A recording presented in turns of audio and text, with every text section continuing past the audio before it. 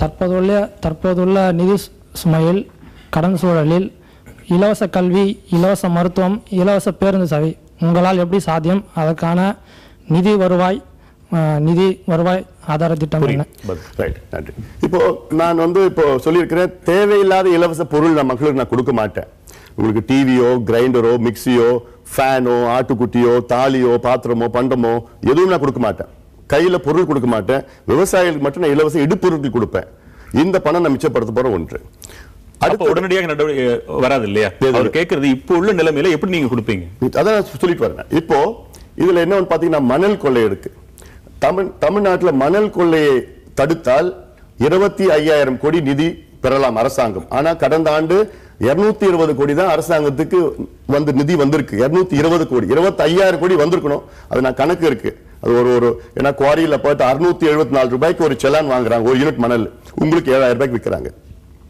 கேரளாவில் பார்த்தா 12,000 ரூபாய்க்கு, சென்னையில் 10,000 ரூபாய்க்கு. அப்போ 700 ரூபாய்க்கு வாங்கி உங்களுக்கு 7,000 ரூபாய்க்கு விற்கிறாங்க. அதுல நட்டம் இருக்கு. ஆனா 5,000 யூனிட் ஒரு யூனிட்ல ஒரு மணல் எடுத்தாங்கன்னா அதுல 1000 தான் கணக்குல வருது, 4,000 கணக்குல வரல. அது மிகப்பெரிய கொள்ளை. தாது மணல் கொள்ளை இருக்கு, கிரனைட் கொள்ளை. இதெல்லாம் முறைப்படுத்தணும். இது முறைப்படுத்தினா 84,000 கோடி கூடுதலா நிதி வரும். இது இல்லாம இந்த கொள்ளை எல்லாம் ஒவ்வொரு டிபார்ட்மெண்ட்லயும் இருக்கு.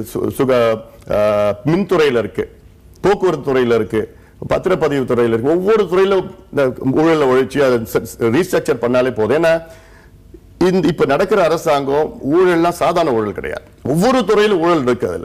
அதனால இதை ரீஸ்ட்ரக்சர் பண்ண என்னால நிச்சயமா கொண்டு வர முடியும். ஏன்னா என்னோட பிரையாரிட்டிஸ் கல்வி தான். கல்விக்கு எவ்வளவு செலவு பண்ணா தப்பு கிடையாது. அதுல கல்வி, சுகாதாரம் அடிப்படை உரிமை, உங்களோட உரிமைகள் பெறுவதற்கு அரசாங்கத்துடைய அடிப்படை கடமை, fundamental duty of the government to give you good health, good education.